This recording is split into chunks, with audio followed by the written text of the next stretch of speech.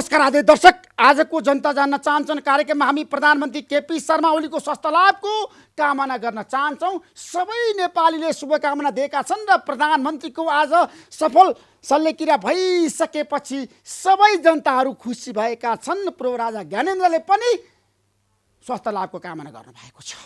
सबैले शीर्ष नेताहरूले, देशका जनताहरूले, किनभने आज मनमोहन सेन्टरमा प्रधानमन्त्रीको सफल शल्यक्रिया भएको छ। आज हामी प्रधानमन्त्रीको स्वास्थ्य स्थितिको बारेमा चर्चा गर्दैनौँ। देशको प्रधानमन्त्रीले धेरै राम्रो काम गर्नुभएको छ र यो अवस्थामा उहाँलाई हामी स्वास्थ्य लाभको कामना गर्न चाहन्छौँ र छिटोभन्दा छिटो प्रधानमन्त्री काममा फर्कनै पर्छ। सबै नेपाली जनताको चाहना त्यही छ। त्यसैले आजको कार्यक्रममा हामी प्रधानमन्त्रीको स्वास्थ्य स्थितिको बारेमा चर्चा गर्दैनौँ। प्रधानमन्त्रीको स्वास्थ्य स्थिति स्थिर छ भनेर डाक्टरहरूले बताइसकेका छन्। आज हामी अख्तियारको बारेमा चर्चा गर्छौँ, भ्रष्टाचारको बारेमा चर्चा गर्छौँ, काण्डको बारेमा चर्चा गर्छौँ।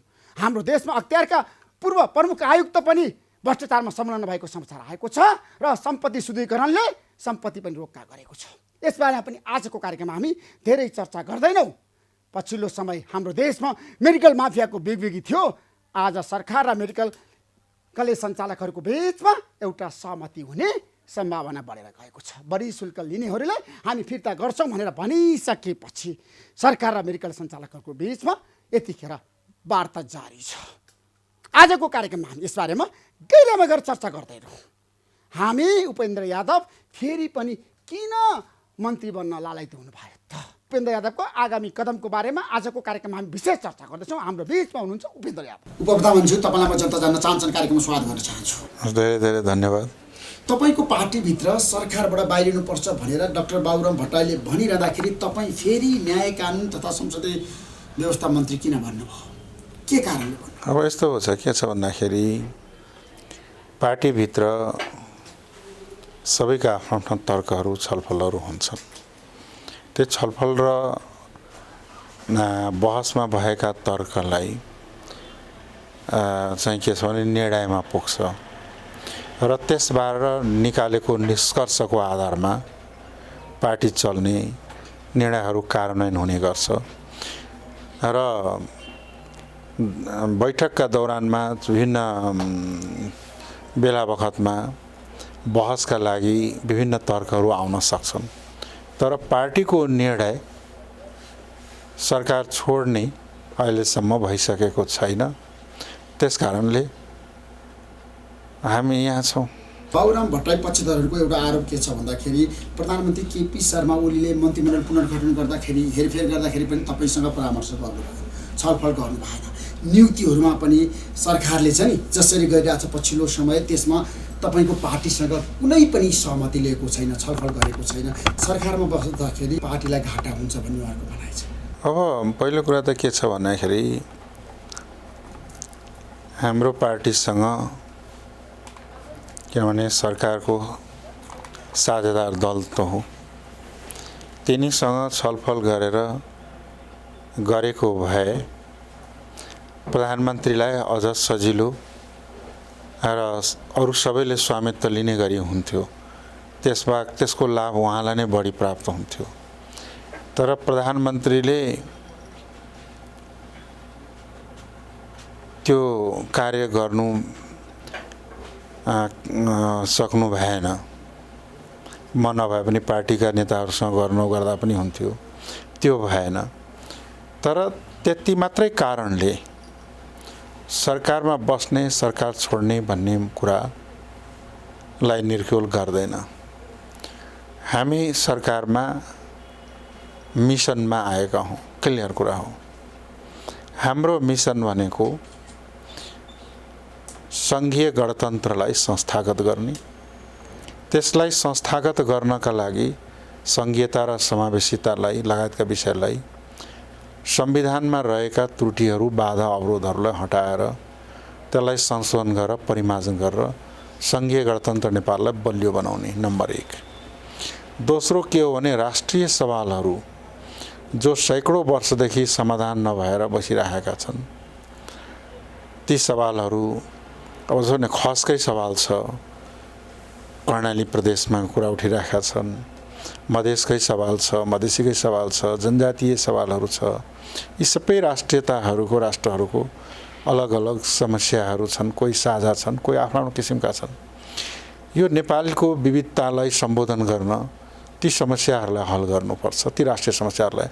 त्यसलाई हल गर्नका लागि पनि संविधान संशोधनको बाटो हुँदै अगाडि बढ्नुपर्छ भन्ने मिसनले अर्को सबभन्दा ठुलो मिसन के हो र यो नेपालमा जुन विविधता छ त्यो विविधतामा दह्रो एकता र एकतामा विविधतालाई मुलुकलाई चाहिँ के छ भने स्थिरता, समृद्धि र शक्तिशाली बनाउने दिशातर्फ अगाडि बढ्ने हाम्रो मिसन हो। प्रधानमन्त्री केपी शर्मा ओली संविधान संशोधनको पक्षमा हुनुहुन्न आजसम्म, किनभने तपाईँले स्पष्ट रूपमा नेपाली जनतालाई बताउनै पर्छ। तपाईँ सरकारमा गएको पनि अब यहाँ 15-16 महिना भइसक्यो, जनता जान्न चाहन्छ प्रधानमन्त्री। अब आउँदैछु म, र त्यो समझदारीका आधारमा हामी यहाँ आएका हौँ।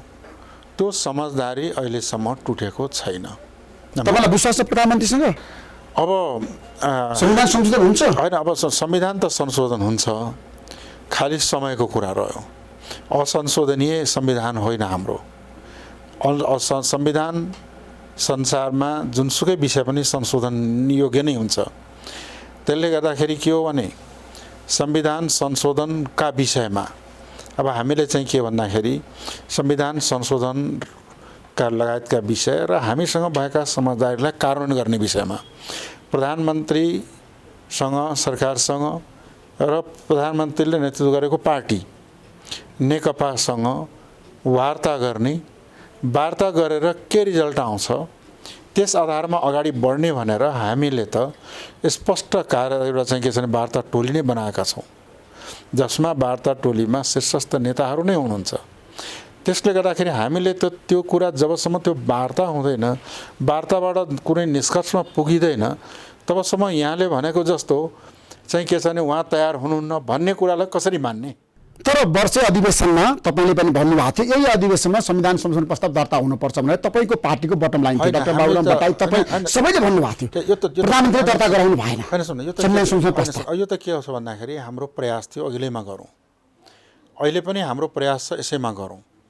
तर त्यसका लागि अब के गर्ने त भन्ने कुरा चाहिँ के छ भन्दाखेरि कम्युनिस्ट पार्टी, सरकारको नेतृत्व गर्नुभएको प्रधानमन्त्रीसँग छलफलै नगरिकन, वार्तै नगरिकन, अनि चाहिँ के छन् भन्दाखेरि एउटा सानो घटनाले चाहिँ रियाक्सनमा आएर, आवेशमा आएर, उत्तेजनामा आएर, भावनात्मक बगेर राजनीतिज्ञहरूले निर्णय गर्नु हुँदैन। अनि तपाईँको पार्टी जसरी सरकारमा गएको थियो तपाईँले प्रचण्डसँग, केपी शर्मा ओलीसँग सम्झौता गर्नुभएको थियो संविधान संशोधन प्रस्ताव अगाडि बढाउने, संविधान संशोधन गर्ने र के गर्नुपर्छ यो मुलुकको व्यवस्थालाई संस्थागत गर्नको लागि सबै कुरा गर्ने भनी तपाईँहरूको बिचमा सहमति भएको हो नि, दुई विदेश सम्बन्ध त भएको हो नि? निश्चित रूपमा हो। आजसम्म प्रधानमन्त्रीले कार्यान्वयन गर्नु भएको छैन। होइन, अब छैन, हिजो कार्यान्वयन भएन भने अब फेरि कार्यान्वयन गर्ने दिन त बितिसकेका छैन नि। कार्यान्वयन गर्ने अवसर र समय समाप्त भएको छैन। त्यसैलाई कार्यान्वयन गर्नका लागि स्थिति के हो त, केले बाधा गर्यो, किन अगाडि बढेन, कहिले हामी अगाडि बढ्ने त्यो दिशामा, यी सम्पूर्ण कुरालाई निर्क्युल गर्नका लागि नै हामीले कम्युनिस्ट पार्टी र सरकारको नेतृत्व गर्नुभएको प्रधानमन्त्रीसँग वार्ता गर्ने भनेर, छलफल गर्ने भनेर हामीले चाहिँ के छ भने अगाडि बढेका हौँ। तपाईँ सरकारमा जानुभन्दा पहिला जसरी वार्ता भएको थियो, द्विपक्षीय, बहुपक्षीय, त्रिपक्षीय वार्ता भएको थियो प्रधानमन्त्रीसँग, प्रचण्डसँग संविधान संशोधन गर्ने भनेर सहमति पनि भएको, हस्ताक्षर पनि भएको, तर आजसम्म प्रधानमन्त्रीले कार्यान्वयन गर्नु भएको छैन। र तपाईँले ठ्याक्कै अझै पनि भन्नुभएको छ वार्ता गरेर, संवाद गरेर संविधान संशोधनमा प्रधानमन्त्रीलाई सहमतिमा ल्याउँछु भन्ने तपाईँको भनाइ छ, त्यो सही हो? र निश्चित रूपमा के हो भन्दाखेरि वार्ताद्वारा समस्याको हल खोज्ने नै हो, अर्को विकल्प के छ? तर रात गए औरा पलायो नि उपेन्द्र यादवजी। दोस्रो कुरा के हो भने संविधानै संशोधन गर्ने अर्को विकल्प के छ त? होइन, प्रधानमन्त्री भन्नुभएको छ अहिले संविधान किन संशोधन गर्ने त भन्नुहोस् न, के कारणले? होइन, जनता जान्न चाहन्छ 1 2 3। प्रधानमन्त्रीले संविधान संशोधन गर्दिन त भन्नुभएको छैन नि, तर गर्ने आधार पनि दिनु पर्यो। उपेन्द्र यादवले कुन कुन विधामा संविधान संशोधन गर्ने संसदमा दर्ता गराउनु पर्यो? त म त यहाँ त लगिहाल्छु नि। तपाईँ त कानुन मन्त्री भन्नुभएको छ, संसद व्यवस्था मन्त्री भन्नुभएको छ। त्यो त्यसमा कानुन मन्त्री भए पनि हेरेर चाहिँ कहाँ संशोधन गर्नुपर्ने छ, कुन कुन कुरालाई अहिले तत्काल आवश्यक छ, ती कुराहरू सबै हामीलाई थाहा छ, मलाई पनि थाहा छ। अब चाहिँ के हो त भन्दाखेरि त्यसै कारणले हामीले वार्ताको बाटो खोलेका हौँ। त्यसो भए अब तपाईँ संविधान संशोधन प्रस्ताव अगाडि बढाउनुहुन्छ, संसदमा दर्ता गराउनुहुन्छ, त्यो अधिकार तपाईँले पाउनु भएको छ अहिले त तपाईँ देशको उप प्रधानमन्त्री राष्ट्रिय पार्टीको अध्यक्ष कानुन न्याय तथा संसदीय व्यवस्था प्रधानमन्त्रीले पनि मलाई लाग्छ यो संविधान संशोधन गर्नका लागि सरकारमा आएको हो। अब संविधान संशोधन गर्ने मन्त्रालयतिर नै पठाइदिउँ कि भनेर उपेन्द्र यादवले स्वास्थ्य मन्त्रालयबाट संसदीय व्यवस्था मन्त्रालय पठाउनु भनेको संविधान संशोधन गर्नको लागि दबाब दिनको लागि हो कि अब तपाईँको कोर्टमा बल छ नि त उपेन्द्रजी? संविधान संशोधन गर्नका लागि नै पठाएका हुन् कि कहिलेकाहीँ होइन, त्यो पनि एउटा सवाल छ। अर्को संविधान संशोधन सँगसँगै देशमा जुन परिवर्तन आएको छ, सङ्घीय गणतन्त्र नेपाल एकात्मक राजतन्त्रात्मक प्रणालीबाट गणतन्त्रमा पुगिसक्यौँ, तर पुराना कानुनहरू यथावत छ, जसलाई कार्यान्वयन गर्न पनि नसक्ने, अर्को विकल्प पनि नहुने। ती सब अवस्थालाई अन्त्य गर्ने र संविधानमा रहेका त्रुटि कमी कमजोरी र अप्ठ्याराहरूलाई संशोधन परिमार्जन गरेर अगाडि बढ्ने दुवै कुराको प्रयास गर्नका लागि हुनसक्छ प्रधानमन्त्रीले, हुन त मेरो यतापट्टि कुरा भएको छैन, यहाँ पठाएको हुनसक्छ। उपेन्द्र यादव न्याय कानुन तथा संसदीय मन्त्री भइसकेपछि अब संविधान संशोधन गर्ने दायित्व र जिम्मेवारी उहाँको काँधमा आयो। तपाईँले ऐन कानुन बनाउँदाखेरि संविधान संशोधन किन गर्ने भन्ने कुरा जस्टिफाई जनतालाई गर्नुपर्छ होइन? त त्यो निश्चित रूपमा छ। हामीले आन्दोलनका दौरान पनि, समझदारीका दौरान पनि, संविधान निर्माणका दौरान पनि हामीले धेरै कुराहरू उठाइसकेका छौँ। संविधानमा जुन त्रुटि छ भनेको थियो आज संसारले रियलाइज गरेकै कुरा हो। र संविधान संशोधन भन्ने कुरा का लागि चाहिँ के छ भन्दाखेरि नेकपाको ठुलो दायित्व छ। सरकारको नेतृत्वको हिसाबले पनि, संसदमा रहेका शक्तिको हिसाबले पनि उहाँहरू यस विषयमा अगाडि बढ्नुपर्छ। बाँकी प्राविधिक कार्यहरू गर्नलाई त म यहाँ आइपुगेकै छु। त्यसो भए अब प्रधानमन्त्री तयार हुनुभयो भने संविधान संशोधन प्रस्ताव अगाडि बढ्यो, निश्चित रूपमा नेकपा प्रधानमन्त्री तयार हुने बित्तिकै यहाँ चाहिँ संविधान संशोधनका प्रक्रियाहरू प्रारम्भ हुन्छ। त्यसो भए तपाईँ कानुन मन्त्री भइसकेपछि मात्रै नेपालमा संविधान संशोधन हुने भयो? होइन, मात्रै भन्ने कुरा चाहिँ नराखौँ। अहिले त्यही देखियो नि त, तपाईँको कोर्टमा बल छ। होइन, यस्तो छ, मात्रै नभनौँ। योभन्दा अगाडि पनि धेरै पटक धेरै संविधानहरू संशोधन भएका छन्, म थिइनँ। म गइसकेपछि पनि धेरै मन्त्रीहरू आउँछन्, धेरै पटक संशोधन हुन्छ। त्यो भनेको निरन्तर प्रक्रिया हो। संविधान संशोधन आवश्यकता र औचित्य होइन तपाईँले भन्दाखेरि के बुदामा संविधान संशोधन गर्ने ठ्याक्कै भन्नुहुन्छ? तपाईँको पार्टीले अहिले जनतालाई आश्वस्त पार्नु पर्यो। पहिलो कुरा त के हो भन्दाखेरि संहिताको सवाल।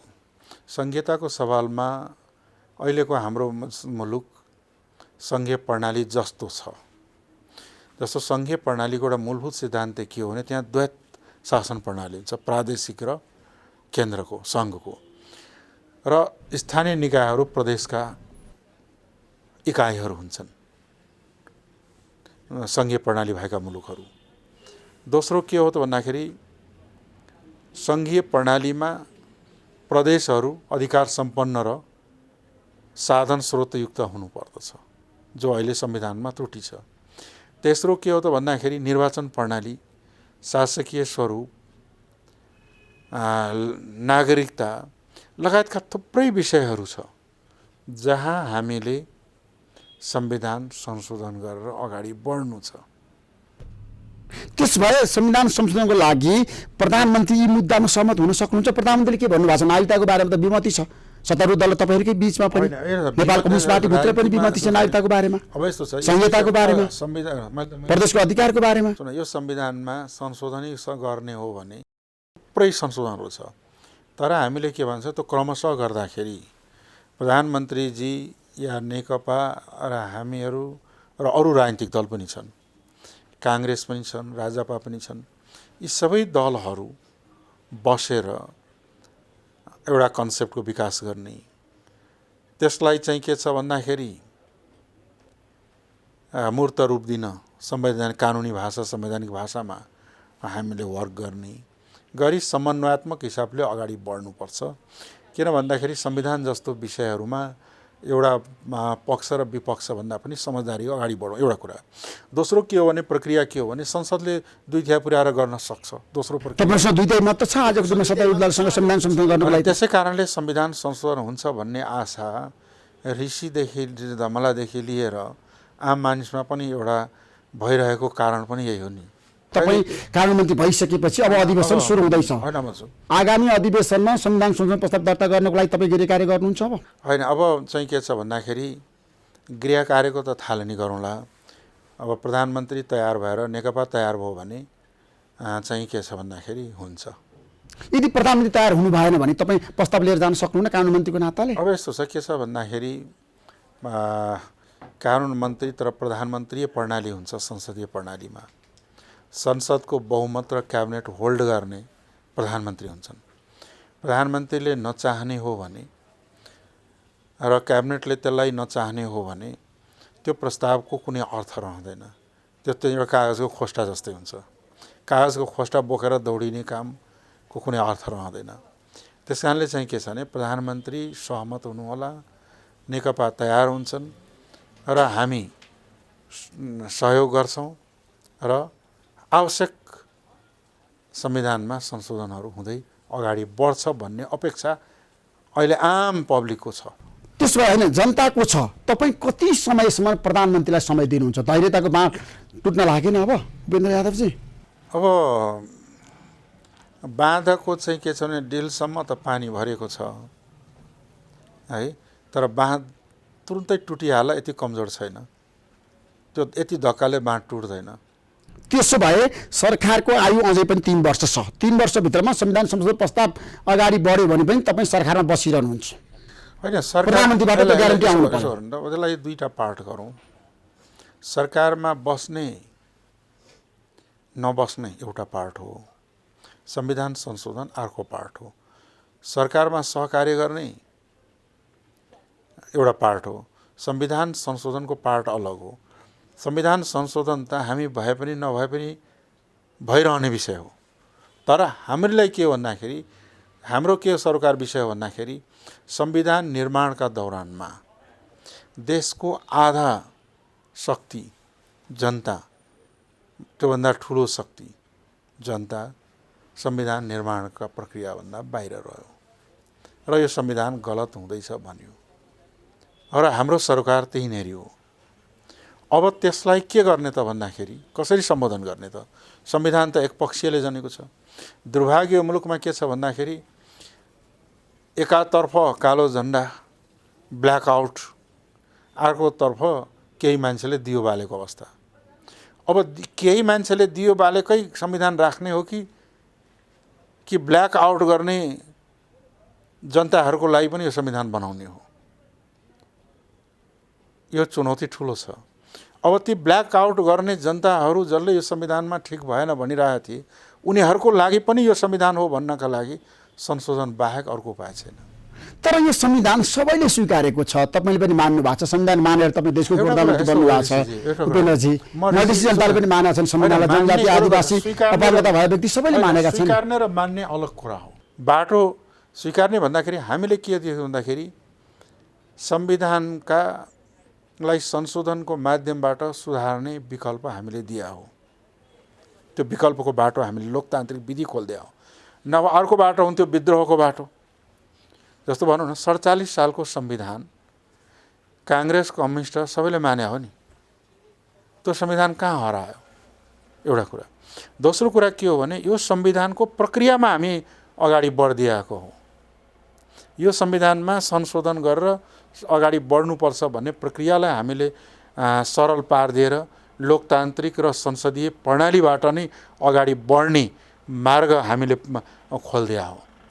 त्यस कारणले यसलाई चाहिँ के छ भन्दाखेरि यहाँ भएका गल्ती त्रुटि कमजोरी सबै स्वीकार्यो, अब यसले चाहिँ घोक्रे ठाक लगाएर ल्याइयो भन्ने कसैले भ्रम पाल्छ भने त्यो बेकारको कुरा हो। तर तपाईँले भन्नुहुन्छ दीपावली गरेर संविधानको स्वागत गर्नेहरू पनि छ नि त हाम्रो देशमा। त काङ्ग्रेस र कम्युनिस्ट त यो संविधानलाई मानिसक्यो। उनीहरूले संविधान संशोधन आजको आवश्यकता देखेकै छैन उपेन्द्रजी।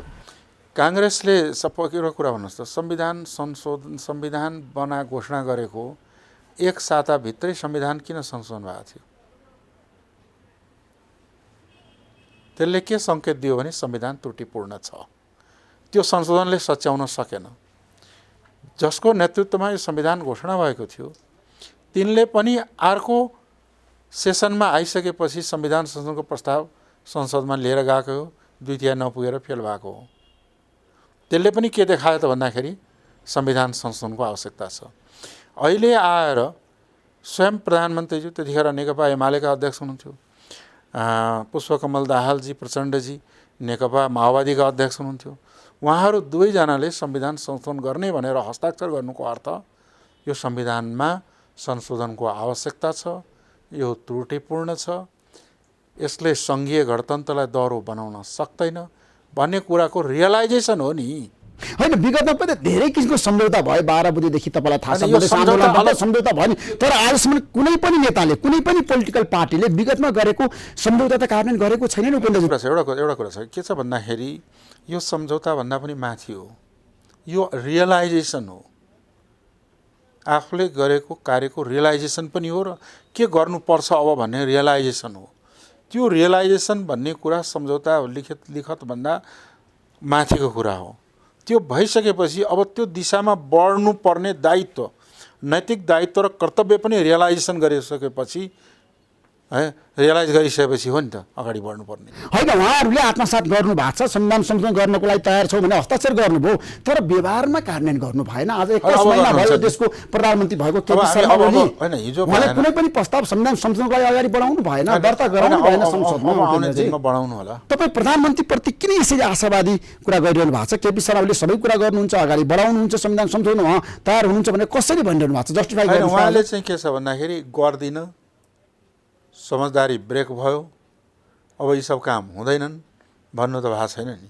त्यसमा केपी शर्मा ओलीले संघीय लोकतान्त्रिक गणतन्त्र नेपालको संविधान संशोधन गर्नको लागि आफूलाई तयार पार्नुहुन्छ। अब त्यो त त्यसको उत्तर त बढी उहाँले नै दिनु होला, तर मेरो चाहिँ मलाई भन्नुहुन्छ भने तयार हुनुपर्ने। यदि हुनु भएन, उहाँको कार्यकालमा संविधान संशोधन भएन भने तपाईँ के गर्नुहुन्छ? होइन, अब कार्यकालमा छोरी अब भएन चाहिँ भन्दाखेरि त्यसपछि हामी के गर्नुपर्छ भन्ने निर्णय लिन त हामी स्वतन्त्र छौँ नि। त्यतिखेर तपाईँहरू कस्तो निर्णय लिनुहुन्छ? जनताका हितमै हामी निर्णय लिन्छौँ। त्यसमा सरकारबाट बाहिरिनको लागि अब तपाईँलाई वातावरण बन्दैछ, संविधान संशोधन भएन भने। होइन, त्यसपछि चाहिँ के निर्णय लिने, पोलिटिकल कोर्स कतापट्टि जाने, कुन पोलिटिकल पार्टी कहाँनेरि हुने, यी सब कुराहरू त त्यसपछि हुने कुरा हो नि, परिस्थितिले जन्माउने कुरा हो नि। तर आज आएर तपाईँ सरकारमा जाँदाखेरि पनि जसरी संविधान संशोधन गर्न सक्नु पर्यो तपाईँले गर्न सक्नु भएको छैन।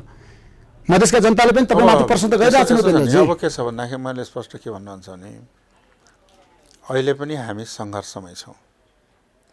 अहिले संविधानलाई सुधार्नेदेखि लिएर धेरै कुराहरूमा चाहिँ के छ भने हाम्रो सङ्घर्ष चलिरहेको छ। हामी त मन्त्री परिषदमा बसेर पनि सङ्घर्षमै छौँ, एक खालको सङ्घर्ष हो यो। संसदमा पनि हामी सङ्घर्षमै छौँ र यी दुईटै ठाउँमा हामी असफल भयौँ भने या पार लागेन भनौँ, असफल त के भने त्यसलाई टुङ्गोमा निष्कर्षमा पुग्न सकेन भने अन्तिम सङ्घर्षको बाटो त सडक छँदैछ, त्यसलाई त कसैले रोक्न सक्दैन। अब जनता सडकमा जानको लागि तयार छैन नि। होइन, त्यसै कारणले त होइन, सडकै बा सबै समस्या हल हुन्न, गर्न पनि हुँदैन। समझदारी, सहमति, संसदीय र संवैधानिक बाटोबाट पनि धेरै समस्या हल गर्न सकिन्छ। त्यसै कारणले त हामी चाहिँ के छ भने समझदारीका आधारमा यहाँ आएका छौँ। अहिले आएर तपाईँ यो मन्त्रालयको कुर्सीमा किन बस्न राजी हुनुभयो त? के कारणले जनता जान्न चाहन्छ? होइन, अब यही हो, यसबाट यो चाहिँ के छ भन्दाखेरि यसको च्यानल संविधान संशोधन कानुन निर्माणतर्फ जोडिन्छ। सायद प्रधानमन्त्रीले यसलाई अगाडि बढाउनका लागि नै यो जिम्मेवारी दिया हुन् कि भन्ने ठानेर त्यो कार्यमा अगाडि बढ्ने भनेर नै आएको हो। तर अधिकांश तपाईँको पार्टीका नेताहरूको भनाइ के थियो भन्दाखेरि अब उपेन्द्र यादवजी कानुन मन्त्रालयमा गएर काम गर्नु हुँदैन, जिम्मेवारी लिनु हुँदैन, उहाँ सरकारबाट बाहिरिनुपर्छ भन्ने जनमत छ। होइन, अब तपाईँ मान्नुहुन्छ पार्टीको अध्यक्षको नाताले? होइन, यस्तो के छ त भन्दाखेरि तपाईँको पार्टीको निर्णय सर्वसम्मत निर्णय हो। सर्वसम्मत निर्णयले चाहिँ के हो भन्दाखेरि दुईवटा कुरा गर्ने, जिम्मेवारी लिने, वार्ता गर्ने, यो निर्णय सर्वसम्मत हो। तर तपाईँलाई अपमानित भएको जस्तो फिलिङ लाग्दैन? मलाई त गौरव लाग्छ। तपाईँ यो मन्त्रालयमा आउँदाखेरि स्वास्थ्य मन्त्रालय छोडेर तपाईँलाई नसोधिकन जसरी तपाईँको राज्यमन्त्री हटाएको छ, अर्को मन्त्रालयमा पनि नेपाल कम्युनिस्ट पार्टीको राज्यमन्त्री लगाएर राखिदिएको छ, त्यो मलाई अपमानित गरेर प्रधानमन्त्री केपी शर्मा ओलीले भन्ने हुन्थ्यो होला। जसलाई जो मन्त्रालयप्रति मात्र आसक्त हुने केही मन्त्रीहरू नेताहरू छन् नि, फलानु मन्त्रालय भए मात्रै हुने, नभए नहुने खालको प्रवृत्ति भएको भए या अन्य चेष्टा भएको भए हुन्थ्यो होला पनि। मलाई त्यसमा मतलबै छैन। मैले गर्ने कार्य हो मुलुकको लागि, त्यस कारणले त्यो कार्य महत्त्वपूर्ण भएकोले मन्त्रालय महत्त्वपूर्ण होइन। त्यस कारणले ममा केही फरक परेन। झन् यो कानुन न्यायमा आएर मलाई त के त एकदम गौरव फिल भइरहेछ कि यहाँबाट यस क्षेत्रबाट धेरै कामहरू गर्न सकिन्छ भनेर मलाई चाहिँ यसमा चाहिँ के छ भन्दाखेरि खुसी लागेको छ। मलाई कुनै आत्मग्लानी छ कि यो मन्त्रालय ठुलो? अब हेर्नुहोस् के हो भन्दाखेरि आफ्नो आफ्नो ठाउँमा हो। मुख्य त राजनीतिमा दल नै हो। मुख्य कुरा त यी कुराहरू सहायक हुन्, निश्चित रूपमा भन्ने हो नि, साधन हुन्। नीति निर्माण त पार्टी हो, यी साधनहरू हुन् है। यी साधनहरू हुन्। साधन भन्दा नीति ठुलो हुन्छ, साधन हुन्छ, लक्ष्य ठुलो हुन्छ। यो यथार्थता हो। यो दुईटा फरक चिज भएकोले यसलाई तुलना गरिराख्नु पर्दैन। भोलि पार्टीले निर्णय गरिसकेपछि त्यो निर्णय कार्यान्वयन हुन्छ। त्यसो संघीय परिषदले सरकारबाट बाहिरिनको लागि अहिलेसम्म कुनै पनि निर्णय गरेको छैन। यहाँलाई थाहा छँदैछ? केन्द्रीय समितिको बैठकले त सरकारबाट बाहिरिनको लागि तपाईँहरूलाई चाहिँ अधिकार दिएको होइन? के गर्ने? होइन, त्यो सबै अधिकार संघीय परिषदलाई दिएको होइन। संघीय परिषद र केन्द्रीय समितिले सरकारको सम्बन्धमा निर्णय गर्ने अधिकार कार्यकारिणी समितिलाई दिएको छ। कार्यकारिणी समितिले बसेर सरकार र सरकार सञ्चालन गर्ने पार्टीसँग वार्ता गरेर हामी जुन समझदारीका आधारमा हाम्रोसँग भएका छन् त्यो समझदारीका विषयमा वार्ता गरेर वार्ताबाट के निष्कर्ष हुन्छ त्यसपछि कार्यकारिणीले बसेर निर्णय गर्छ। त्यसबाहेक केन्द्रीय समिति र त्यो निर्णय अझै निर्णय गरेको छ। सरकारले निर्णय गरेको छैन। कार्यकारिणीमा चाहिँ छलफल भइरहेको छ। त्यस कारणले चाहिँ के हो भन्दाखेरि यो निर्णय गर्ने राइट, यो निर्णय गर्ने अवसर कार्यकारिणीमा रिजर्भ छँदैछ। कार्यकारिणीमा छलफल भएको छैन सरकारमा रहने कि नरहने भन्ने बारेमा मन्त्रीमण्डल पुनर्गठन गरेपछि भएको भए त यहाँ थोरै आइन्थ्यो र छलफलै गरेर आएको नि। डाक्टर बाबुराम भट्टराई तपाईँको बिचमा संवाद भएर तपाईँ मन्त्रालयमा आउनुभएको सर्वसम्मतको निर्णय हो पार्टीको। तर बाबुराम भट्टराईले किन विरोध गरिरहनु भएको छ त? सरकारमा बस्नुहुन्न, बाहिरिनुपर्छ, राजासँग एकता गर्नुपर्छ, एकीकरण गर्नुपर्छ भनेर। होइन, त्यो उहाँको कुरा हो, उहाँलाई सोध्नु होला। तर जहाँसम्म यो अहिलेको जुन निर्णय छ सर्वसम्मत निर्णय भएको पार्टीमा। त्यसो भए मन्त्रीमण्डल पुनर्गठन गरेपछि पनि तपाईँ यो मन्त्रालयमा इन्ट्री हुनको लागि सर्वसम्मतिमा निर्णय भएको हो। अब निर्णय नभइदिएको भए त यहाँ आउने नै थिएन। अरू त छोड्ने निर्णय भयो अस्ति नै छोडिदिइसक्थ्यो। अब छोड्ने या नछोड्ने निर्णय गर्ने अधिकार कार्यकारिणीमा सीमित छँदैछ। त्यस कारणले चाहिँ के हो भन्दाखेरि मैले अघि नै सुरुमा भने एउटा सामान्य घटनाक्रमबाट आत्तिएर उत्तेजित भएर आक्रोशित भएर भावनामा बहेर निष्कर्षमा पुग्दाखेरि त्यसको उपलब्धि केही पनि हुँदैन। हृदय त्रिपाठीले मसँग मेरै अन्तर्वार्तामा जनता जान्न चाहन्छन् कार्यक्रममा के भन्नु भन्दाखेरि उपेन्द्र यादवले सत्ता पाएपछि, सरकार पाएपछि, कुर्सी पाएपछि कहिले छोड्न जान्नुहुन्न ऋषि धमलाजी भनेर उहाँले भन्नुभएको छ। तपाईँ के भन्नुहुन्छ? त्यो उहाँले के भन्नुभयो उहाँले नै जवाफ दिनु होला। तर तपाईँले नै हेर्नु भएको छ जति नेपालमा सरकार बने सबैले मेरो लागि मन्त्रालय खाली महिनौसम्म राखे। यो त यथार्थ हो नि। आज आउँदैछ, भोलि आउँदैछ भन्दै गए, तर आफू त आकर्षित होइएन। किनभने अब होइन, आरोप त जे पनि लाग्न सक्छ। तर के हो भन्दाखेरि मिसन, कुर्सी पनि मिसनकै लागि हो। मिसनमा फिट छ भने ठिक छ, छैन भने मिसन इम्पोर्टेन्ट हो। तपाईँकै पार्टीका नेताले सरकारको किन आलोचना गरिरहेछ त उपेन्द्रजी? यो सरकारमा बस्नु कुनै औचित्य छैन, आवश्यकता छैन, बाहिरिनु पर्छ, हामीलाई अपमानित गरियो। यसलाई यसरी लिनुहोस् न, लोकतन्त्रमा आफ्नो अभिव्यक्ति राख्ने स्वतन्त्रता सबैको हुन्छ र हाम्रो पार्टीमा राम्रो लोकतन्त्रको अभ्यास भइरहेको छ भनेर यसलाई सकारात्मक रूपले सोच्नुहोस् न। तपाईले बाबुराम भट्टराईको बीचमा मनमुटाव छ कि द्वन्द्व छ कि रिस राग छ कि दोष छ कि छैन? जुन कुनै रिस राग दोष छैन। म उहाँलाई रेस्पेक्ट गर्छु, उहाँ आदरणीय नेता हुनुहुन्छ। हामी मिलेर चलिरहेछौँ, सल्लाहले काम गरिरहेछौँ। बाहिर कसैले फेसबुक आएर लेखा जस्तो चाहिँ त्यसै पार्टीमा असमझदारी छैन बाबुराम भट्टराई उपेन्द्र यादवको बीचमा? कुनै असमझदारी छैन। जे हुन्छ सर्वसम्मतबाट हुन्छ, सर्वसम्मतबाट हुन्छ, साझा गरी हुन्छ र चाहिँ के छ त भन्दाखेरि समझदारीबाटै हुन्छ। पार्टी टुक्ने फुट्ने अब ती जमानाहरू समाजवादी पार्टी ती जमानाहरू विभाजित हुने अथवा सरकारमा रहने नरहने भन्ने बेला द्वन्द्व चर्किने सम्भावना कति छ? ती हाम्रा पुराना अनुभवहरू मात्र हुन्। अब जुट्ने सम्भावना चाहिँ अगाडि बढ्दैछ। फुटेर के हुन्छ भन्ने तितो अनुभव हामी सबैसँग छ र जुटेपछि के हुन्छ त्यो पनि राम्रो अनुभव हामीसँग छ। त्यसो भए अब राजपासँगको एकीकरण कहाँ अड्क्यो हलो भन्नुहोस् त? जनता जान्न चाहन्छु। तपाईँ सरकारमा बसिरहँदाखेरि समस्या त आयो नि फेरि। होइन, अब के छ भन्दाखेरि सरकारमा बस्नु र नबस्नुले समस्या खडा गर्दैन, नम्बर 1। दोस्रो कुरा के हो भने दुई पार्टीलाई एकीकरण गर्नका लागि दुवै पार्टीभित्र आवश्यक गृह कार्य र दुईटा पार्टीको बीचमा आवश्यक छिनोफानो भइसकेको छैन। त्यो गरिसकेपछि हुन्छ। पार्टी एकीकरण चुनाव अघि हुन्छ कि हुँदैन? ठ्याक्कै भन्नुहोस्। अब 3 वर्ष बाँकी छ संसदीय निर्वाचन। अब हेर्नुहोस्, एउटै हातले ताली बज्दैन, दुईटै हात लाग्छ चाहिन्छ। राजपाको नेतृत्व तयार हुने मानसिक रूपले राजनीतिक रूपले तयार हुने र उहाँहरूले निर्णय गर्ने बित्तिकै एकता हुन्छ।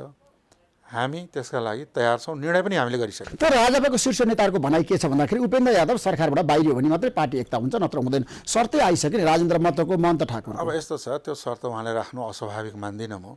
त्यसको अस्वाभाविक भन्दिनँ। एउटा पार्टी सरकारमा छ, अर्को बाहिर छ, होइन?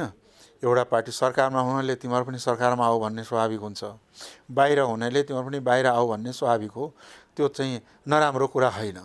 तर मुख्य कुरा के हो भन्दाखेरि हाम्रो पार्टीको केन्द्रीय समितिले, राष्ट्रिय सङ्घीय परिषदले समेत निर्णय गरिसकेको छ राजपासँग एकता गरेर अगाडि बढ्ने भनेर, र सो अधिकार सम्पन्न कार्यकारिणी समितिलाई बनाइसकेको छ। त्यसकारणले हाम्रो पार्टीले त राष्ट्रिय सङ्घीय परिषद जस्तो, केन्द्रीय समिति जस्तो संस्थालेबाट सर्वसम्मत निर्णय भयो, गरिसक्यो एकता गर्ने भनेर। अब राजपाले पनि त्यसरी गर्नु होला, अनि हामी बसेर टुङ्ग्याउँला, के हो र? त्यसमा नीति र नेतृत्वमा विवाद छ अझै पनि राजपा र तपाईँहरूको बिचमा? विवाद नभनौँ, धेरै कुराहरू टुङ्ग्याउन बाँकी छ। टुङ्ग्याउन बाँकी रहेका कुरालाई विवाद निर्वाद त भन्न भएन नि। तपाईँ प्रत्यक्ष निर्वाचित राष्ट्रपति प्रणाली चाहनुहुन्छ उपेन्द्रजी सुरुदेखि नै, तर राजपाका शीर्ष नेताहरू संसदीय व्यवस्थामा संसदबाट प्रधानमन्त्री चयन गर्नुपर्छ भन्ने पक्षमा छन्। अनि कसरी कुरा मिल्छ भन्नुहोस् त? अहिले पनि राजपाका धेरै साथीहरू, नेताहरू चाहिँ के छ भन्दाखेरि प्रत्यक्ष निर्वाचित राष्ट्रपति प्रणाली, कार्यकारिणी राष्ट्रपति हुने र समानुपातिक समावेशीय प्रवृत्तिको चाहिँ चरित्रको संसद हुने कुरामा कन्भिन्स छन्। र हामीले अब दुवै कुरालाई च्यानलमा राखिदिन्छौँ। के भन्छौँ भनिरहेछ भन्दाखेरि एउटै पार्टीभित्र दुवै कुरा उठाउने र महाधिवेशनमा सम्म बहस गर्ने, महाधिवेशनले पारित गरेको कुरा स्वीकार्ने। त्यसो भए प्रत्यक्ष निर्वाचित राष्ट्रपति प्रणाली मुलुक जान्छ, सम्भावना के देख्नुहुन्छ उपेन्द्रजी तपाईँ? मैले त त्यो विकल्प देखिरहेको छु। सम्भावना होइन, यो मुलुकको सर्वोत्तम विकल्प जनताबाट निर्वाचित प्रत्यक्ष कार्यकारिणी प्रमुख हुनु पर्यो। प्रत्यक्ष जनताबाट निर्वाचित कार्यकारिणी प्रमुख र प्रधानमन्त्री राष्ट्रपति जो भए पनि हुन्छ, त्यसमा हल अड्काउँदैन। त्यो टेक्निकल कुरा हो, ती प्राविधिक कुराहरू हुन्। त्यसमा प्रत्यक्ष निर्वाचित कार्यकारी प्रमुख देशमा चाहियो, राष्ट्रपति होस् अथवा प्रधानमन्त्री किन नहोस्। अब अहिले पनि चाहिँ के छ भन्दाखेरि सरकारमा प्रधानमन्त्रीज्यूले पनि अरूहरूले पनि महसुस गरिसकेका छ कि यो प्रणालीमा यति धेरै ठाउँमा हल्लो अड्किन्छ, यो प्रणालीमा राजनीतिक स्थिरता र गतिशीलता पाउन धेरै गाह्रो छ भन्ने कुरा सबैले महसुस गरिसकेको कुरा हो। र नेपालमै अन्य मुलुकहरूमा पनि यो प्रणालीले सफलता प्राप्त गर्न सकेन। केही मुलुकमा राम्रा पनि गरे, तर अधिकांश मुलुकहरूले चाहिँ के छ भन्दाखेरि संसदीय प्रणालीलाई छोडेर चाहिँ के भन्दाखेरि यो राष्ट्रपतीय प्रणालीमा आएका छन्। संसदीय प्रणाली त वास्तवमा साम्राज्यवादीहरूले लादेको प्रणाली हो। जुन बेला चाहिँ के छ भन्दाखेरि ब्रिटिस साम्राज्य संसारमा थिए, अनि त्यो सिस्टमले जहाँ जहाँ जान्थे त्यहाँ लाद्दै जान्थे र त्यसको भित्रबाट नियन्त्रण गर्थे त्यो मुलुकलाई। त्यसरी विकास हुँदै फैलिँदै गएको हो। र अहिलेको युगमा के देखिन्छ भने अधिकांश मुलुकहरू, तपाईँले ल्याटिन अमेरिकातिर, अफ्रिकातिर जानुभयो, भने अधिकांश मुलुकहरू चाहिँ के छ भने त्यो प्रणालीलाई त्याग्दै यो चाहिँ प्रणाली राष्ट्रपतीय प्रणालीतर्फ अग्रसर भएर गएका छन्। कहीँ कहीँ मिश्रितमा पनि भएको छ। तर कुनै कुनै देशमा संसदीय प्रणाली पनि राम्रै काम गरेको छ। यो खत्तमै भन्दिनँ म, यो पनि प्रणाली हो। तर हाम्रो मुलुकमा संसदीय प्रणालीको प्रयोग गऱ्यौँ हामीले धेरै लामो समयसम्म, त्यसले अपेक्षाकृत मुलुकलाई परिणाम दिन सकेन। त्यसो भए आउने निर्वाचनमै तपाईहरू प्रत्यक्ष निर्वाचित राष्ट्रपति सिस्टममा जान सक्ने आधार छ? 3 वर्ष प्रयास जारी छ, जारी रहन्छ। हाम्रो प्रयास सफल भयो भने त्यो सम्भव छ। त्यसो भए प्रचण्डलाई तपाईहरू प्रत्यक्ष निर्वाचित राष्ट्रपति बनाउन चाहनुहुन्छ? तपाईँको रुचिको विषय हो। त्यो त बनाउने जनताले हो। हेर्नुहोस् कसलाई बनाउँछ। हुनसक्छ भोलि ऋषि धमलाले बनाइदेला, जनता न हो। जनताले होइन भोलि कुनै अर्कोलाई पनि बनाइदिन प्रणालीमा जनताले डाइरेक्ट राष्ट्रपति चुन्ने प्रणाली भएको हुनाले चाहिँ के हो भने जनताले जसलाई पनि बनाउन सक्छ चाहेपछि। त्यसमा संविधान संशोधन गर्दाखेरि अब प्रत्यक्ष निर्वाचित राष्ट्रपति सिस्टममा जानुपर्छ भनेर तपाईँ गृह कार्य गर्दै हुनुहुन्छ। यो हाम्रो अवधारणा हो। तर हामीले चाहँदैमा मात्रै अहिले सबै थोक भइहाल्छ भनेर त म भन्न सक्दिनँ। प्रचण्डले चाहनुहुन्छ, तपाईँले चाहनुहुन्छ, डाक्टर बाबुराम भट्टराईले चाहनुहुन्छ, अब प्रधानमन्त्री केपी शर्मा ओली तयार हुनुहुन्न। त्यस्तो भन्न सकिन्न। उहाँ तयार हुनुहुन्न भन्ने कुरालाई मैले भन्न सक्ने अवस्था नै छैन। तपाईँ प्रधानमन्त्रीप्रति यति निकट हुनुहुन्छ होइन, धेरै पटक बैठकमा बस्नुहुन्छ अनि क्याबिनेटमा पनि तपाईँ बस्नुहुन्छ, तर तपाईँ नआएर प्रधानमन्त्रीले चाहिँ कानुन मन्त्रालय ल्याइदिँदाखेरि पनि एकपटक फोन गरेर सोध्नु भएन के गर्नु उपेन्द्रजी तपाईँलाई स्वास्थ्यमा राख्नु कि कानुनमा लैजाउँ भनेर? अब यो उहाँलाई चाहिँ के छ, त्यो उहाँको पाटो हो, त्यो उहाँको कर्तव्य हो, उहाँको पाटो हो। आवश्यकता सम्झिनु हो भने गर्नुहुन्छ, सम्झिनु भएन भने मलाई कुनै दुःख छैन त्यसमा। पार्टी एकल भयो भने कतिजना अध्यक्ष हुन्छ? जस्तो राजापासमा अध्यक्ष भयो भने अहिले तपाईँको पार्टीमा नेतृत्वको कुरा गर्दा एकल नेतृत्व पार्टी जान सकेका छैन। एकल नेतृत्व नगयो भने पार्टी दीर्घकालीन हुँदैन भन्ने धेरै नेताहरूको कार्यकर्ताको टिप्पणी छ। अब मोडालिटीको कुरा गर्दाखेरि कसरी एकता हुन सक्छ ठ्याक्कै नेतृत्वमा? होइन, ती कुराहरू त छलफलबाट टुङ्ग्याउने विषय हो। यसरी भनेर रेडिमेड होइन, 2जना अध्यक्ष 3जना अध्यक्ष भयो कसरी एकता चाहिँ टुङ्गिन्छ त नेतृत्वमा? अहिले पनि हाम्रो पार्टीमा हाम्रो पार्टीमा अहिले पनि चाहिँ के छ भन्दाखेरि एउटा मात्रै पावर सेन्टर छ, 2 पावर सेन्टर छैन। डाक्टर बाबुराम भट्टराई र उपेन्द्र यादव होइन तपाईँको पार्टीमा? पावर सेन्टर छैन। पावर सेन्टर होइन, त्यो के भने कार्यविभाजन मात्रै हो। होइन, कार्यविभाजन भनेकै पावर सेन्टर हो नि। पार्टीको पावर सेन्टर भनेको केन्द्रीय समिति, महाधिवेशन जस्ता कुराहरू हुन्छन्। तपाईँले एक्लै चाहेर पनि निर्णय गर्न सक्नुहुन्न, बाबुराम भट्टराईले एक्लै चाहेर पनि पार्टी निर्णय गर्न सक्दैन, त्यो त पावर सेन्टर हो नि। होइन, एक्लैले चाहेर निर्णय गर्ने पनि पार्टी हुन्छ र दुनियाँमा? त्यो त गुट हुन्छ। गुटमा पनि 10वटा मान्छेसँग 10 थरीका कुरा हुन्छ। हाम्रोमा त गौरवमय कुरा के हो भने हामी सर्वसम्मतबाट अहिलेसम्म निर्णय गर्दै अगाडि बढेका छौँ। उपेन्द्रजी, देशको नक्साको कुरा गर्दाखेरि, सिमानाको कुरा गर्दाखेरि तपाईँ त मधेसबाट प्रतिनिधित्व गर्ने राष्ट्रिय व्यक्तित्व हुन्छ नेपाली राजनीतिमा। भारतसँग नेपालको सिमानामा धेरै विवादहरू छ। तपाईँ परराष्ट्र मन्त्री भइसकेका व्यक्ति, कालापानी, सुस्ता, लिपिलेको बारेमा, लिम्पियाधोराको बारेमा तपाईँले एक शब्द पनि बोल्नु भएन। किन भन्नुहोस्, जनता जान्न चाहन्छ? तपाईँको आजका मिडियाहरूमा म टेबलमा राखिरहेको छ पेपरहरू, हेर्नुहोस् न, त्यहाँ लेखिरहेको छ, बोलिरहेको छु। मेरो भनाइ के छ त भन्दाखेरि यसलाई सडकमा, नेपालका सडकमा केटाकेटीहरूलाई प्रदर्शन गर्न लगाउनु भन्दा त्यसले समस्या हल गर्दैन।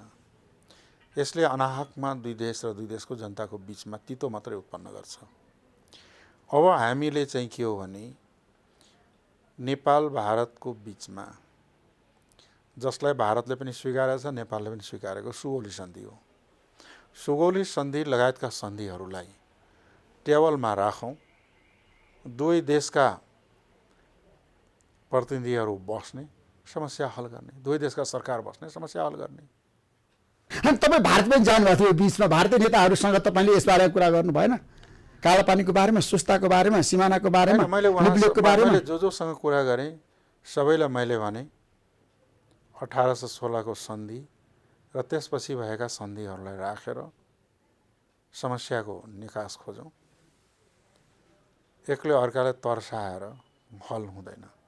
तर समस्याको समाधानको लागि कूटनीति वार्ता त अझै पनि भएन नि। त्यो कूटनीति दुवै पक्षको बिचमा वार्ता हुन सकेन। कूटनीति वार्ता प्रयासबाटै हल हुन्छ। त्यसमा सडकमा गएर जुलुस गरेर विरोध प्रदर्शन गरेर समस्याको समाधान हुँदैन। सिमानामा गएर खुकुरी देखाएर नेपाल भारत सम्बन्धको कुरा गर्दा सिमानाको कुरा गर्दाखेरि मलाई त थाहा छैन, अध्ययन गर्न पनि पाएको छैन कुनै दुई देशको बीचका समस्याहरू यसरी हल भएको इतिहास छ संसारमा, मलाई त जानकारी छैन। तर विरोध त सत्तारूढ दलकै भातृ सङ्गठनहरूले गरिरहेछन्, सडकमा गइरहेछन्।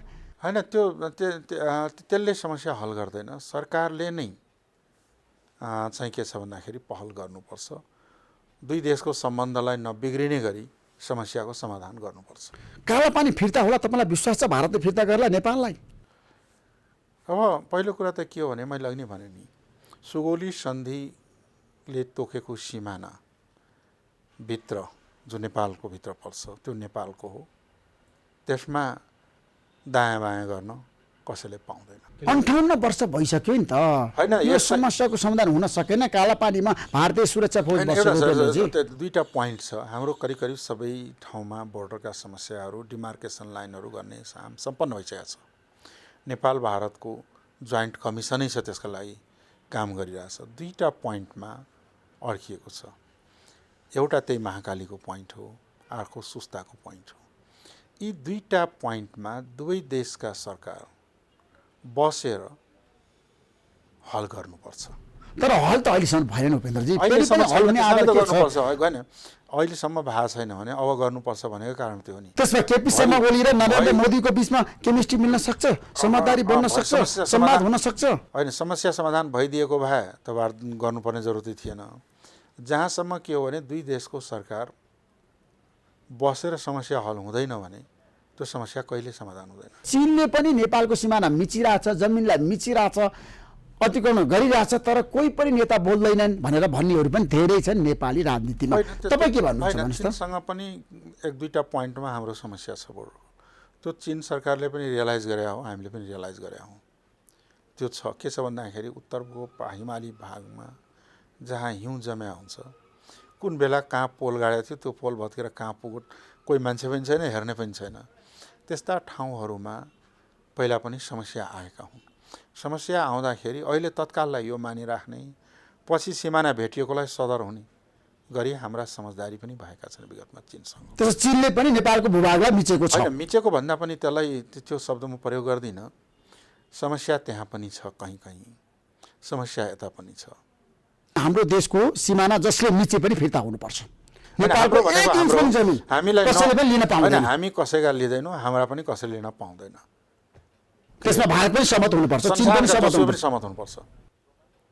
हाम्रा जति छन् त्यो हाम्रो हो, त्यसलाई हामी 1 इन्ची कसैलाई दिँदैनौँ, अर्काको 1 सेन्टिमिटर पनि हामीलाई चाहिँदैन। अन्तर्राष्ट्रियकरण गर्नुपर्छ, सुरक्षा परिसरमा लिएर जानुपर्छ भनेर पनि धेरैले भनेका छन्। तपाईँलाई के लाग्छ? होइन, मैले भने कि तथ्यको प्रमाणका आधारमा, सन्धि सम्बन्धका आधारमा जुन विगतमा भएका छन् त्यसलाई टेकेर दुवै देशले आपसमै बसेर समस्या हल गर्ने उपाय सर्वोत्तम उपाय हो। अन्तर्राष्ट्रिय अदालतमा गएर समस्याको समाधान हुँदैन। अब त्यस विषयमा अहिले नसोचौँ, त्यति धेरै दूरदृष्टि नराखौँ। अहिले आएका समस्यालाई हल गरौँ। उपेन्द्रजी, आज भ्रष्टाचार विरोधी अभियान देशभरि सुरु भइरहेछ। भ्रष्टाचार अन्त्य गर्नुपर्छ भनेर तपाईँको पनि भिजन छ, सबैले कराइरहेका छन्, बोलिरहेका छन्, व्यवहारमा अझै पनि उतार्न सकिएन। हाम्रो देशमा काण्डै काण्ड मुलुक फँसेको छ। साँच्चै मुलुकले उन्मुक्ति पाउला, भ्रष्टाचार रहित समाज निर्माण होला? हेर्नुहोस्, के हो भन्दाखेरि अहिले नै भइहाल्ला त म भन्न सक्दिनँ, किनभने यही समाजमा तपाईँ हामी बसिरहेका छौँ। त्यसका आधारहरू तयार गर्दै जाने हो भने त्यो न्यूनीकरण हुँदै एक दिन अन्त्य भइहाल्छ। मान्छेले किन भ्रष्टाचार गर्छ? तर भइरहेछ नि भ्रष्टाचार। वाइट बडी खरिदमा भ्रष्टाचार भयो, अब यसो हुनुहोस्, मतलब के भन्ने दुईटा मिलन्सीमा भयो। होइन, त्यो यसो भने एउटा कुरा के हो भन्दाखेरि अख्तियारकै पूर्व प्रमुख आयुक्तहरू भ्रष्टाचारको मुद्दामा अहिले तालिएका छन्, सम्पत्ति रोक्का भएको छ। हेर्नु त देशमा के भइरहेछ। अब तपाईँले भनेका कुराहरूलाई पनि हेर्नु भने छानबिन भइरहेछन्, अदालतले कारबाही पनि गरिरहेछ, जेल पनि गइरहेछ। एकापट्टि त्यो पनि त भइरहेछ नि, भ्रष्टाचार ठहरिएका व्यक्ति उन्मुक्ति पाएको छैनन्, गइरहेछ। तर अमूर्त रूपमा कुनै कुरालाई राखिदिँदैमा त कानुनले, अदालतले त्यसलाई त पक्र्न सक्दैन। तथापि पनि हामी कहाँ चाहिँ के हो भन्दाखेरि यसलाई अन्त्य गर्नका लागि एक त कानुन र भ्रष्टाचार गर्ने माथिको कारबाही एउटा उपाय हो। जुन उपाय हामीले गरिरहेका छौँ।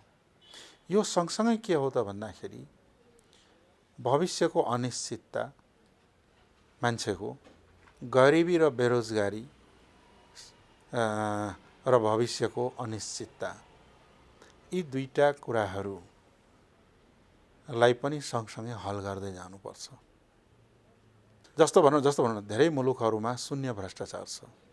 कुन मुलुकमा शून्य भ्रष्टाचार छ? जहाँ गरिबी बेरोजगारी छैन, भविष्य सामाजिक सुरक्षाबाट सुनिश्चित छ, तिनले गर्नुपर्ने आवश्यकता पनि छैन, गर्न पनि चाहँदैन, त्यसप्रति घृणा नै गर्छन्, गरेर पनि राख्न सक्दैन। त्यो वातावरणले पनि नियन्त्रण गर्छ। र अर्कोतर्फ चाहिँ के छ भने कानुन र त्यसलाई चाहिँ के छ भने मेकानिजम, त्यसलाई पक्र्ने, त्यसलाई कानुनको दायरामा ल्याउने र दण्ड सजायको व्यवस्था एकातर्फ, अर्कोतर्फ यी दुईटै कुराको संयोजनका साथ अगाडि बढ्दै जाँदा भविष्यमा चाहिँ के छ भन्दाखेरि हामी कहाँ पनि अरू मुलुक जस्तो चाहिँ जिरो करप्सन हुन सक्छ। किन उपेन्द्रजी सरकारमा बसिरहनु भयो भन्दाखेरि राजपा सरकारमा जान तयार भएको थियो। केपी शर्मा ओलीसँग राजपाका शीर्ष नेताहरूले फोन गरेका थिए, संवाद गरेका थिए, उपेन्द्र यादव सरकारबाट बाहिर पनि हामी आउँछौँ, त्यसैले गर्दाखेरि जान दिनुहोस् भनेर प्रधानमन्त्रीले भन्नुभएको थियो। हो र? त्यसैले गर्दा तपाईँ सरकारबाट बाहिरिनु भएर राजपा आउँछ भनेर इन्ट्री हुन्छ भनेर। यो कुरा त मलाई थाहा थिएन त। हो र? तपाईँलाई थाहा छैन? यस्तो भएको छ? त्यही सहमति भएको थियो बालुवाटारमा। हो र? त्यो मलाई थाहा भएन। तपाईँ बाहिरिने, राजपालाई इन्ट्री गर्ने? होइन, त्यसो भने त राजपा आओस् न, म भोलि बाहिर दिन्छु। सरकारमा राजपा आउन तयार भयो भने तपाईँ सरकार बाहिरिनुहुन्छ? एकदम बाहिर दिँदैन, भोलि नै राजपा तयार भएर आयो भने। तर यी सब कुराहरू मैले सुनेको छैन, मलाई थाहा छैन। राजपा सरकारमा आउँदैछ भन्ने कुरा त मलाई थाहा छैन। तर तपाईँ बाहिरिएपछि राजपालाई आउन सजिलो भयो? होइन, त्यो राजपा आउन चाहन्छ। प्रदेशमा दुईको सरकार पनि सङ्कटमा पर्ने हो। होइन, त्यो राजपा आउन चाहन्छन् भने उहाँका नेताहरूलाई चाहिँ तपाईँले नै मध्यस्थता गरेर, राजेन्द्र महतोले भन्नुभएको छ। ठिक छ, म भन्छु, तपाईँले राजपाका नेताजीहरूलाई लिएर आउनुहोस्, हामी आउन चाहन्छौँ, तपाईँले ठाउँ छोडिदिनुहोस् भन्नुहोस्। उहाँले भन्नुभयो भने त म त तुरुन्त राजी हुन्थेँ। प्रदेशमा दुईमा पनि सरकार सङ्कटमा पर्ने भने तपाईँकै पार्टीको नेतृत्वमा सरकार छ। के हो भन्दाखेरि नि, सरकार सङ्कटमा कसरी पर्छ? राजपा यो सरकारमा जाने बित्तिकै, केपी शर्मा ओलीको नेतृत्व सरकारमा जाने बित्तिकै तपाईँ बाहिरिने बित्तिकै पहिलो कुरा त मलाई के छ भने तपाईँको कुरा पत्याइहालौँ भन्ने, कसरी पत्याउँ? तपाईँलाई विश्वास लाग्दैन? राजपा अहिले नै सरकारमै कुदेर आइहाल्छ र यसरी समझदारी भइसक्यो प्रधानमन्त्रीसँग भन्ने कुरा मलाई चाहिँ विश्वास लागेको छैन। प्रदेशमा दुईको सरकार पनि सङ्कटमा पर्दैन अब त्यसो भए? अब सङ्कटमा पर्ने आधार के त? राजपा र तपाईँहरूको बिचमा सम्बन्ध राम्रो भएन भने, फेरि पनि टुट्यो भने, उनीहरू सरकारबाट बाहिरियो भने? होइन, के छ भन्दाखेरि त्यो प्रदेश नम्बर 2मा राजनीतिक अस्थिरताबाट कसलाई लाभ हुन्छ र? मुख्यमन्त्री लालबाबुले राम्रो काम गर्नुभएको छ, उहाँ प्रयास गर्दै हुनुहुन्छ। त्यो मूल्याङ्कन जनताले गर्ने हो र समय आउँदैछ त्यसको लागि। थ्याङ्क यू सो मच उपेन्द्रजी, हवस्, महत्त्वपूर्ण समय दिनुभयो। तपाईँलाई म धेरै धेरै धन्यवाद दिन चाहन्छु। Thank you so much.